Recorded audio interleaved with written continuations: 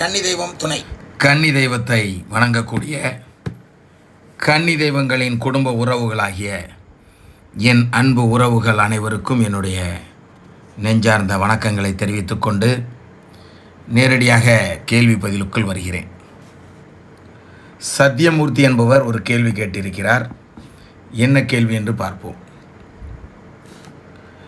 கன்னி தெய்வம் துணை மிகவும் அற்புதம். கன்னி தெய்வம் அம்மாவுக்கு இவ்வளவு கொள்கையோடு செய்யும் உங்கள் பதிவுகள் இன்னும் மக்களிடையே மிகவும் பிரசித்தி பெற்ற லைசால் ரூபினிசா அம்மாவிடம் ஆசீர்வாதம் பெற அடுத்த வருடம் ஆடி கண்டிப்பாக அத்தைகளிடம் ஆசீர்வாதம் பெற வருகிறேன். கன்னி தெய்வம் துணை என்று சத்தியமூர்த்தி என்பவர் கூறியிருக்கிறார். மகிழ்ச்சி சத்தியமூர்த்தி அவர்களே, உங்களுடைய வருகை சிறப்படையட்டும். வருகின்ற ஆடி மாதம் அத்தைகளின் திருவிழா என்று உங்களை நான் எதிர்பார்க்கிறேன். அடுத்தபடியாக 339வது பதிவை பார்த்துவிட்டு சுப்பு விக்கி என்பவர் ஒரு கேள்வி கேட்டிருக்கிறார். என்ன கேள்வி என்று பார்ப்போம். நடக்கும் செயலை முன்பே உணர்த்தும் என் இனிய அக்கா அம்மா கன்னி தெய்வங்களின் திருவருள் பெருகட்டும், வாழ்க வளமுடன், வளர்க நலமுடன் என்று கூறியிருக்கிறார். மகிழ்ச்சி சுப்பு விக்கி அவர்களே, வாழ்த்துக்கள். பல தலைமுறைக்கு முற்பட்ட கன்னி தெய்வங்கள்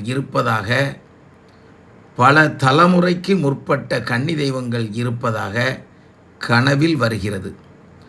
அவர்கள் கூறும் ஊரில் என் முன்னோர் வாழ்ந்ததாக யாருக்கும் தெரியவில்லை. 4வது தலைமுறை தாத்தாவின் குடும்பத்தினர் என் மாமனாரின் தாத்தா பாட்டி தவிர அவர் அப்பா அம்மா உடன் பிறந்தோர் ஊர் தெரியவில்லை. அப்படி இருக்க என் கனவில் வந்த ஊர், என் முன்னோர் வாழ்ந்த இடம் மற்றும் எங்கள் குல தெய்வம் கன்னியம்மா அங்கு இருப்பதாக உணர்கிறேன். ஆனால் அவரின் பெற்றோர் மற்றும் வயது தெரிந்தால் மட்டுமே முறைப்படி அழைத்து பதியமைத்து வணங்க முடியுமா? பூஜை வைத்து அழைக்கும் போது குடும்பத்தினர் அழைக்க முடியலை என்றால் வீட்டில் உள்ளவர்கள் மட்டும் தெய்வத்தை அழைத்து பதியமைத்து பிறகு அவரவர் விருப்பம் போல் வந்து வணங்கச் சொல்லலாமா? பதில் தாருங்கள், கன்னி தெய்வங்கள் துணை என்று கேட்டிருக்கிறார்கள். அதாவதுமா, ஒரு கேள்வி கேட்பதாக இருந்தால் சுற்றி வளைத்து கேட்காமல் நிதானமாக தெளிவாக கேட்டால் பதில் அருமையாக வந்து கொண்டிருக்கும். இப்போ நீங்கள் அனுப்பியிருக்கிறத நான் வாசி பார்க்கும்போது எங்கேயோ போய் எப்படியோ வருது. அது இல்லை என் கணவர் வழியில் ஒரு முன்னோர் கன்னி இருக்கிறது, யாருக்கும் தெரியலை, எந்த ஊர்னு தெரியாது, அவங்கள எடுத்து வணங்கலாமா, வணங்கினால் தெரிந்து விடுமா என்று இப்படி சிம்பிளாக ஷார்ட்டாக கேட்டலாம். மகிழ்ச்சி. நிச்சயமாக இந்த கன்னி தெய்வத்தை நீங்கள் முறைப்படி எடுத்து வழிபடலாம். வழிபடும் பொழுது அவர்கள் தானாகவே ஒரு உடம்பை தேர்ந்தெடுத்து வருகை தந்து உங்களுக்கு தன் பெயர் என்ன, தன் ஊர் என்ன, எல்லாவற்றையும் சொல்லிவிடுவார்கள். மீண்டும் அடுத்த கேள்விக்குள் சென்று பதிலளிக்கிறேன். கலாவதி ராவணன். கன்னி தெய்வங்கள் துணை 4-5 தலைமுறைக்கு முற்பட்ட கன்னி தெய்வங்கள் பெற்றோர் பெயர், கன்னிகள் பெயர், வயது தெரியாது. நாங்கள் காலன்போக்கு விட்டு கன்னியை எடுத்து வணங்கலாமா? நாங்கள் மட்டும் பதியமைத்த பிறகு உறவுகளை அவரவர் விருப்பம் போல் வணங்க வரச் சொல்லலாமா? இதுதான் கரெக்டான கேள்வி. இப்படி தான் கேட்கணும். 4 தலைமுறை 5 தலைமுறை இல்லை, 50 தலைமுறை ஆனாலும் கன்னி தெய்வம் என்று தெரிந்தால் முறைப்படி எடுத்து வழிபடுவது சரி. பின்பு நீங்கள் உங்களுடைய வீட்டில் உள்ள மற்றவர்களிடம் கூற வேண்டும் என்றால் கூறலாம்.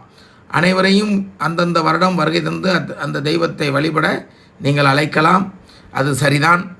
மகிழ்ச்சி. மீண்டும் தன்சிகா என்பவர் ஒரு கேள்வி கேட்டிருக்கிறார். என்னவென்று பார்ப்போம். அண்ணா, கன்னி தெய்வம் துணை அண்ணா, கன்னிப்பெட்டியை நாம் வருடத்திற்கு ஒரு முறை பூஜை அன்று கன்னிப்பெட்டியில் தூசி இருந்தால் தண்ணீர் வைத்து கழுவலாமா அண்ணா என்று கேட்டிருக்கிறார். தாராளமாக கழுவுங்கள். தாராளமாக அந்த தூசியை துடைத்திடுங்கள். மகிழ்ச்சி உறவே, அருமையான கேள்வி, வாழ்த்துக்கள். மீண்டும் ரோஜா பிரபா என்பவர் ஒரு கேள்வி கேட்டிருக்கிறார். என்ன கேள்வி என்று பார்ப்போம். கன்னியம்மா துணை ஐயா, நான் ரோஜா பிரபா. நான் உங்கள் பதிவுகளை அதை தப்பாக போட்டிருக்காங்க, வேறு ஒன்றும் இல்லை. உங்கள் பதிவுகளை 2 நாளாக பார்க்கிறேன்னு போடுறதுக்கு பதிலாக பார்க்கிறோன்னு போட்டிருக்காங்க. எனது வீட்டில் என் மாமனார் வகையில் ஒரு கன்னி எனக்கும் என் வீட்டுக்கும் துணையாக இருப்பதாக கோடாங்கி சொன்னார்.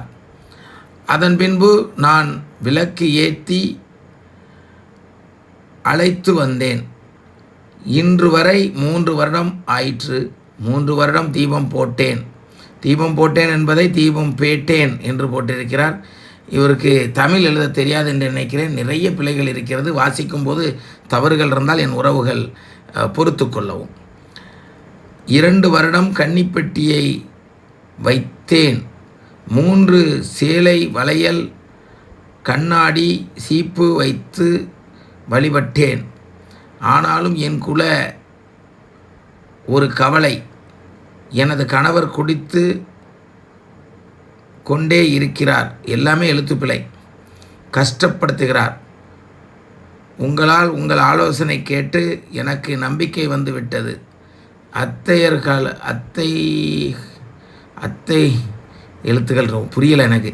அத்தைமார்கள் என் கன்னி அம்மா போற்றி போற்றின்னு போடுறது போல் பெற்றின்னு போட்டிருக்காங்க.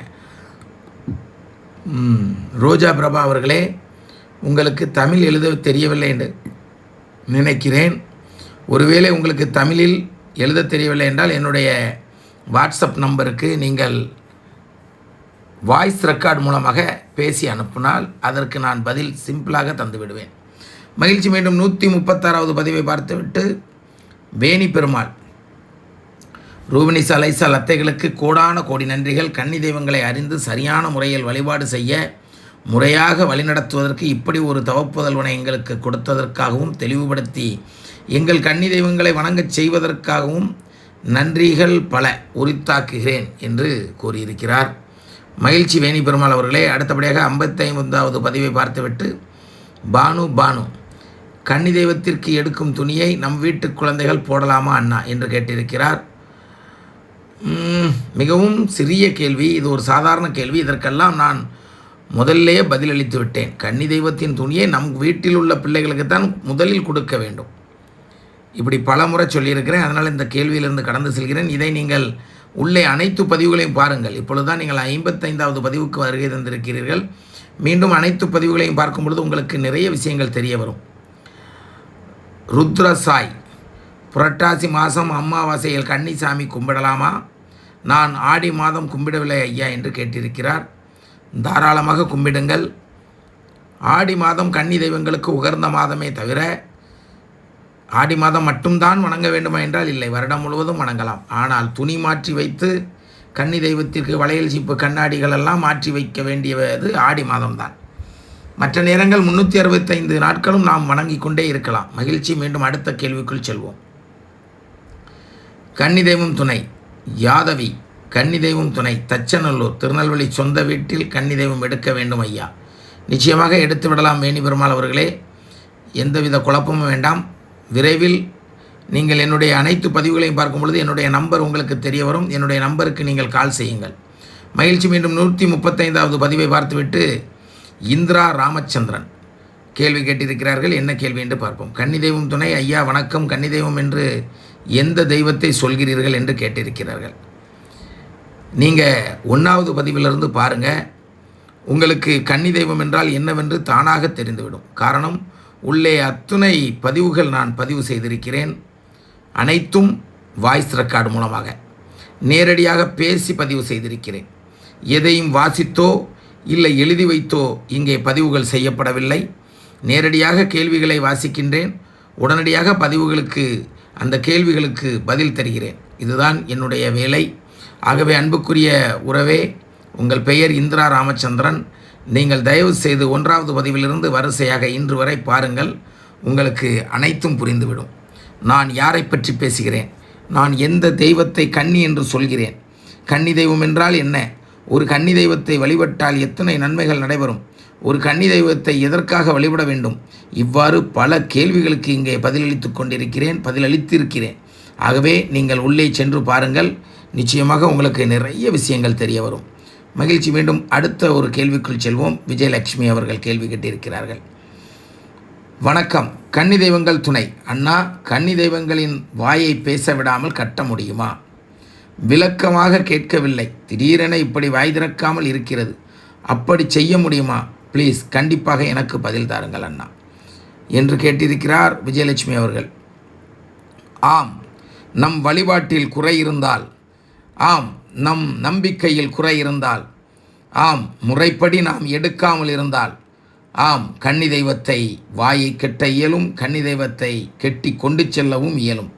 எதற்காக கெட்ட முடியும், எப்படி கெட்ட முடியும் என்று சிந்தித்து பார்த்தால், தன் பிள்ளைகளுக்காக தன் பிள்ளைகளின் வீட்டின் வாசலில் நின்று அழுது கொண்டிருக்கும் அந்த கன்னி தெய்வத்தை பின்வழியாக வந்து, கன்னி தெய்வங்கள் எமோஷனலாக தெய்வத்தின் பிள்ளையை, அதாவது அந்த கன்னி தெய்வத்தின் பிள்ளைகளை நினைத்து எமோஷனலாக இருக்கும் பொழுது பின்பக்கமாக வந்து அந்த அசுரர்கள், அந்த கன்னி தெய்வங்களை பிடிக்கக்கூடிய மாந்திரிகர்கள் அந்த தெய்வத்தை பிடித்து செல்கிறார்கள். எப்படி பிடிக்கிறார்கள் என்றால், அப்பொழுதும் உடனடியாக தலையை பிடித்து கொண்டு போய் விட முடியுமா என்றால் முடியாது. பேரம் பேசுகிறார்கள், நீ வருகிறாயா இல்லை உன் பிள்ளைகளை அழித்து விடவா என்று. தன் பிள்ளைகள் அழிந்துவிடக்கூடாது என்பதற்காகவே இந்த கன்னி தெய்வங்கள் அந்த விஷ கிருமிகளுடன் செல்கிறது. செல்லத்தான் செல்கிறார்களே தவிர அங்கே ஒன்றும் இல்லாமல் இரண்டாவது அவர்களை அடித்து நொறுக்கிவிட்டு வர வேண்டும் என்ற எண்ணத்தில் தான் செல்கிறார்கள். ஆனாலும் இந்த மாந்திரிகர்கள் அந்த கன்னி தெய்வங்களை மிகவும் பலகீனப்படுத்தி, கேவலப்படுத்தி, அந்த தெய்வங்களை தன் வசப்படுத்தி, அசிங்கப்படுத்தி, அதாவது இதை நீங்கள் புரிந்து கொள்ள வேண்டும், கன்னி தெய்வத்தை சுற்றி தீட்டு சம்பந்தப்பட்டதை வீசினாலே கன்னி தெய்வம் ஒடுங்கிவிடும். ஏனால் கன்னி தெய்வம் என்றால் சுத்தம்தான் முக்கியமானது. ஒரு கன்னி தெய்வத்தை அடக்க தீட்டு சம்பந்தப்பட்டதை சுற்றி தெளித்து விட்டார்களோ, இல்லை அங்கே நிறைய விஷயங்கள் இருக்கிறது, இதை பண்ணிவிட்டார்கள் என்றால் அந்த கன்னி தெய்வம் தன் பிள்ளைகளுக்காக அந்த அநியாயத்தை என்ன செய்ய தாங்கி கொண்டு தான் ஆக வேண்டும். ஆகவே தான் அடிக்கடி கூறுகிறேன், கன்னி தெய்வம் இருந்தால் முறைப்படி காலன்போக்கு விட்டு எடுத்து விடுங்கள் என்று. அவ்வாறு முறைப்படி எடுத்துவிட்டால் எந்த அசுரராலும் அந்த கன்னி தெய்வத்தை ஒன்றும் செய்துவிட முடியாது. ஆகவே கன்னி தெய்வத்தை பேச விடாமல் கட்ட முடியுமா என்றால், உங்கள் நம்பிக்கையில் குறைபாடு இருந்தால், நீங்கள் முறைப்பட்ட வழிபாடு முறைகளில் குறைபாடு இருந்தால், முறைப்படி எடுக்காமல் இருந்தால் கண்டிப்பாக அந்த தெய்வத்தை கெட்ட இயலும். ஆகவே அன்புக்குரியவர்களே, உண்மையாக வணங்குங்கள், உண்மையாக தேடுங்கள், உண்மையாக பதியமையுங்கள். மகிழ்ச்சி. மீண்டும் 344வது பதிவை பார்த்துவிட்டு முருகன் அவர்கள் ஒரு கேள்வி கேட்டிருக்கிறார், என்னவென்று பார்ப்போம்.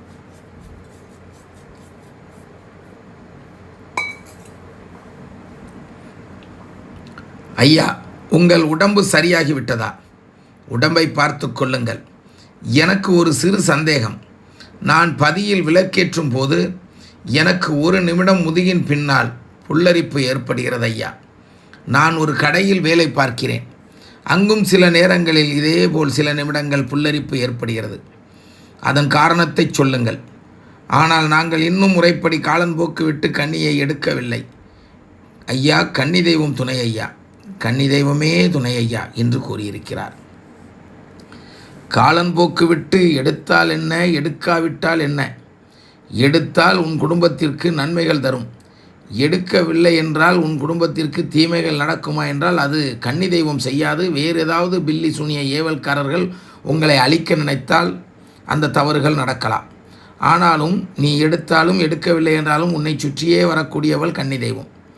உன்னுடைய பிறப்பில், உன்னுடைய வளர்ப்பு முறையில் உன்னிடத்தில் ஆன்மீகம் இருந்திருக்கக்கூடும், உன்னிடத்தில் தெய்வ சிந்தனைகள் இருந்திருக்கக்கூடும். ஆகவே தான் கன்னி தெய்வங்கள் உன்னை சுற்றி வரும் பொழுது உன்னுடைய உடம்பு புல்லரிக்கிறது. ஆகவே இதை சந்தோஷப்படுத்தி கொண்டு நீ அசால்ட்டாக இருக்காமல் உன் கன்னி தெய்வத்தை முறைப்படி எடுத்து வழிபடு. அதுவே உனக்கும் உன் குடும்பத்துக்கும் நன்மை தரும் முருகா. ஆகவே எந்தவித சிந்தனையும் வேண்டாம், முறைப்படி எடுத்து வழிபடுவதற்கு சிந்தித்து செயல்படுங்கள். மீண்டும் 343வது பதிவை பார்த்துவிட்டு அன்பு தம்பி சக்தி அவர்கள் ஒரு கேள்வி கேட்டிருக்கிறார்கள், என்னவென்று பார்ப்போம். கன்னியம்மா, வெளியே சொல்ல முடியாமல் தவிர்க்கிறேன். உங்களிடம் மட்டும் சொல்லிக்கொண்டு இருக்கிறேன். பிரச்சனையை தீர்த்து வாழ வையுங்கள். கண்ணீருடன் இருக்கிறேன். என் கண்ணீரை துடைத்து என்னை வாழ வையுங்கள் அம்மா என்று கூறியிருக்கிறார். தம்பி, உன் பிரச்சனைகள் விலகும். இருந்தாலும் கூட இவ்வளவு தெய்வ நம்பிக்கை உள்ள நீ உன்னுடைய பணத்தை, உன்னுடைய தொழிலை நீதான் கண்காணித்து நிதானமாக செயல்பட வேண்டுமே தவிர, இழந்துவிட்டு கன்னி தெய்வத்திடம் வந்து அம்மா காப்பாற்று என்று சொல்வதை விட, இழப்பதற்கு முன் ஒரு முறைக்கு பல முறை சிந்தித்து யோசித்து தொழில் செய்யுங்கள். கொடுக்கல் வாங்கல் செய்தால் இந்த பணத்தை இன்னாருக்கு கொடுக்கலாமா என்பதை யோசித்து கொடுங்கள்.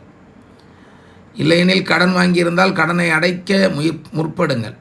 நிம்மதியை கெடுத்து விடாதீர்கள். உலகத்தில் நீங்கள் எத்தனை கோடி சம்பாதித்தாலும் அத்தனையும் இந்த மண்ணுக்குத்தான் வைத்துவிட்டு செல்ல வேண்டுமே தவிர நீங்கள் எடுத்து செல்ல முடியாது. நீங்கள் உயிரோடு இருக்கும் வரை நீங்கள் உண்ட உணவு, செய்த தர்மம், செய்த புண்ணியங்கள் மட்டும்தான் உங்களுக்கு சொந்தமே தவிர மற்ற எதுவும் சொந்தமில்லை.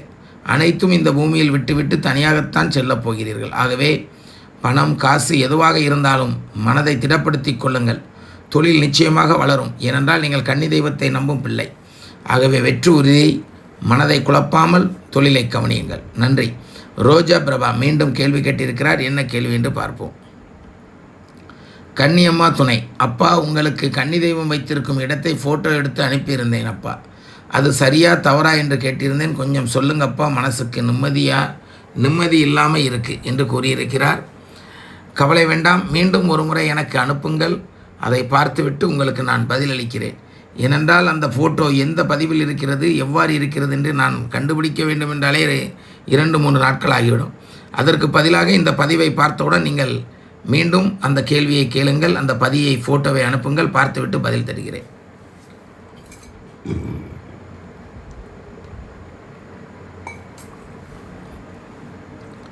கன்னி தெய்வம் துணை. குமார் என்பவர் ஒரு கேள்வி கேட்டிருக்கிறார். என்ன கேள்வி என்று பார்ப்போம். ஐயா, உங்கள் பதிவு கேட்கும்போது மனம் நிம்மதியாக இருக்கிறது. உங்கள் பாதம் எங்கள் இல்லத்தில் பட்டால் எங்கள் கன்னி தெய்வம் மனமகிழ்ச்சி அடையும் என்று எண்ணுகிறேன். கன்னி தெய்வம் துணை ஐயா. குமார் அவர்களே, உங்களுடைய தொலைபேசி எண்ணை எனக்கு அனுப்பி வையுங்கள். என்னுடைய தொலைபேசி எண் உங்களிடம் இருந்தால் எனக்கு ஃபோன் செய்யுங்கள். நிச்சயமாக உங்கள் இல்லத்திற்கு நான் வருகை தர காத்திருக்கிறேன். மகிழ்ச்சி.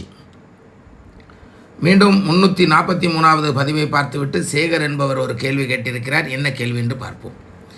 எங்கள் வீட்டில் கன்னி தெய்வம் வெளியில் இருக்கிறது என்று சொல்கிறார்கள். ஆனால் ஆடி மாதம், தை மாதம் வணங்குவோம். ஆனால் நல்லது நடக்க மாட்டேங்குது, எதனால் என்று கேட்டிருக்கிறார். கன்னி தெய்வம் வெளியே இருக்கிறது என்று சொல்கிறார்கள் என்று கூறும் பொழுதே உங்களுக்கு தெரிய வேண்டாமா நல்லது எவ்வாறு நடக்கும்? அந்த கன்னி தெய்வத்தை முறைப்படி எடுக்காமல், கன்னி தெய்வத்தை முறைப்படி எடுத்து வணங்காமல் நல்லது எவ்வாறு நடந்துவிடும்? நடக்கத்தான் விடுமா? இந்த காலங்கள் அவ்வளவு மோசமான காலங்கள். ஆகவே அன்பு பிள்ளையே, சேகர் அவர்களே, உங்கள் வீட்டில் கன்னி தெய்வத்தை முறைப்படி வீட்டிற்குள் எடுத்து வழிபடுங்கள். நிச்சயமாக உங்களுக்கு நல்லது நடக்கும். 344வது பதிவை பார்த்துவிட்டு அபி என்பவர் ஒரு கேள்வி கேட்டிருக்கிறார். என்ன கேள்வி என்று பார்ப்போம். வணக்கம் அப்பா, ஊர் திருநெல்வேலி. அப்பா, நான் குலசை முத்தாரம்மன் கோவிலுக்கு வருடம் வருடம் மாலை போடுவேன் அப்பா. எங்கள் வீட்டில் 3 கன்னி தெய்வம் உள்ளது அம்மா. எங்கள் வீட்டில் எல்லோரும் கன்னி தெய்வம் இருப்பதால் மாலை போடக்கூடாதுன்னு சொல்லுறாங்க. ஆனால் கனவில் குலசை முத்தாரம்மன் வந்து வருடம் வருடம் என்னை பார்க்க வருவாள, இந்த வருடம் என்னை மறந்துட்டியா என்று கேட்கிறாங்கள் அப்பா. நான் மாலை போடலாமா? கன்னி தெய்வம் இருப்பதால் மாலை போட்டால் தப்பா அப்பா? எனக்கு சரியான பதில் சொல்லுங்கள் அப்பா என்று கேட்டிருக்கிறார்கள். அதாவது ஒரு கன்னி தெய்வம் இருக்கும் வீட்டில் கன்னி தெய்வம் பிள்ளைகள் தன்னை வருத்தி பிற தெய்வங்களை வழிபட வேண்டாம் என்பது கன்னி தெய்வத்தின் விருப்பம். ஆகவே நீங்கள் கண்டிப்பாக அந்த தாயை வழிபட வேண்டுமென்றால் நீங்கள் மாலை போட்டுத்தான் வழிபட வேண்டுமென்றெல்லாம் இல்லை. தாராளமாக அந்த கண்ணின் தான் வருது, அந்த முத்தாரம்மனின் கோயிலுக்கு சென்று அந்த அம்மையை தரிசித்து வழிபட்டு நீங்கள் தாராளமாக வரலாம். ஆகவே விரதம் இருந்து மாலை போட்டு அப்படித்தான் அங்கே போகணுங்கிறது கிடையாது. 10 லட்சம் பேர் வராங்கன்னா 5 லட்சம் பேர் மாலை போட்டிருப்பாங்க. 5 லட்சம் பேர் அந்த தாயை வணங்கத்தான் வந்திருக்கிறார்கள். எடுத்துக்காட்டுக்கு நானும் செல்வேன். நான் மாலை போடுவதில்லை. அந்த தாயை சென்று பார்த்து வருவேன், வணங்கி வருவேன். அதே போன்று நீங்களும் அங்கே சென்று வணங்கி வரலாம். இதற்கு மேல் மாலை போடக்கூடாது என்பது என்னுடைய விருப்பம் அல்ல, நான் சொல்லுவதில்லை. ஒரு கன்னி தெய்வத்தை வழிபடக்கூடிய பிள்ளைகள் தன்னை வருத்தி எந்த தெய்வத்தையும் பிற தெய்வங்களை வழிபட வேண்டிய அவசியம் இல்லை என்பது கன்னி தெய்வத்தின் வாக்கு. ஆகவே உங்களை வருத்தி கொள்ளாமல் நீங்கள் தாராளமாக எந்த தெய்வத்தை வேண்டுமானாலும் சென்று வணங்கி வாருங்கள். அது உங்களுக்கு சிறப்படையும். இதுதான் உண்மை. ஆகவே நான் அடிக்கடி சொல்வேன், பெத்த பிள்ளை பசியோடு இருப்பதை எந்த தாயும் விரும்ப மாட்டால். அதே போன்று நீங்கள் விரதம் இருந்துதான் சென்று அங்கே வணங்க வேண்டும் என்று அந்த தாய் நிச்சயமாக நினைக்க மாட்டாள். மனதார செல்லுங்கள், அன்போடு செல்லுங்கள். நீங்கள் வழிபடச் செல்கிறீர்கள். எந்த சலனமும் இல்லாமல் அந்த தாயை நீங்கள் வழிபடும் பொழுது அந்த தாய் நிச்சயமாக உங்களை ஆசீர்வதிப்பாள், அந்த முத்தாரம்மன். மகிழ்ச்சி. மீண்டும் அடுத்த பதிவில் உங்கள் அனைவரையும் சந்திக்கும் வரை உங்களிடமிருந்து விடைபெற்று நாளை மீண்டும் அடுத்த பதிவில் சந்திக்கிறேன். கன்னி தெய்வமே துணை.